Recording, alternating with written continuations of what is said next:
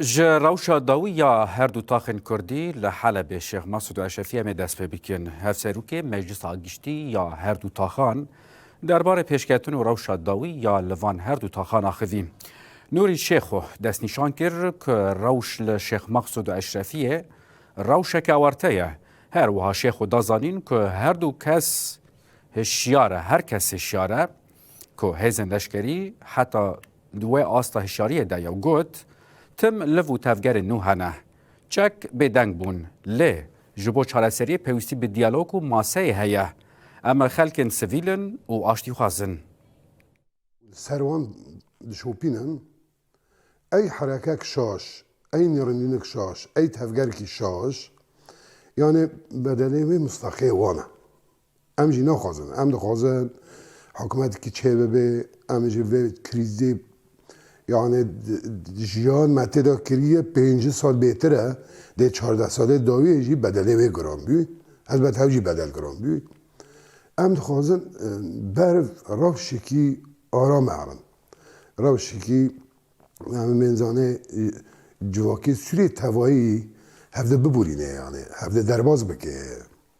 نه جا اعلامان به ترتیب ارشت که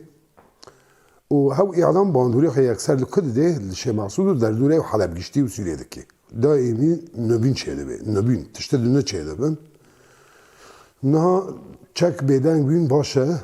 اما زمان حق زنه نه لپیش به دیالوگ لپیش به و تو بیج لپیش بن ماسل اورته به ام اف پرسکری کل سر و ماسه سوریالی قانون چهارسالی کی جرا ببینم ملا تو کسی سر و چارکوشه روی ننه اونم نکه ملکی خو هدوشانه استمه باز یک سر همو پیکاتی تهبین و جوا گشتی تهبین من نه استقلال کرد مسئولیتی وان اگ کانو بن و چاره سر بکن مسئولیتی وانه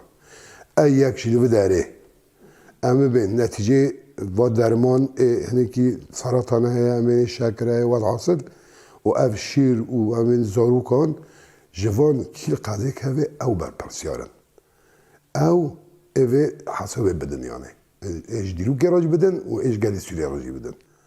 یعنی او چالاکیه گلیش مقصود لهمبر سیطران دایی نشاندان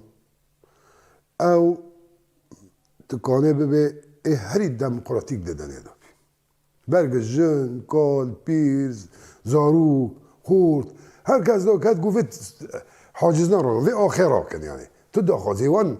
همه زانش ور در کبن و ور تو نبیانه سوریه ناب دموکراتیک گرمافه بیکاته یعنی خود تعبیر بکن همین قبضه نشاندان د نرخ او خو خودی در کبن د ناوی حکومتی دا جبو ببن من کورک جوی آپیه ام خودی نفس کی دریجن ام خودی صبر کی دریجن ام في روشي محقق استعرو بيجم ام بدن قورانا ام نيلبن يعني داگر كريج بصد سالان سياساتي قد سر داگر كرني سوريا الي عبوري سياسي جواكي عسكري ام وهي جوارا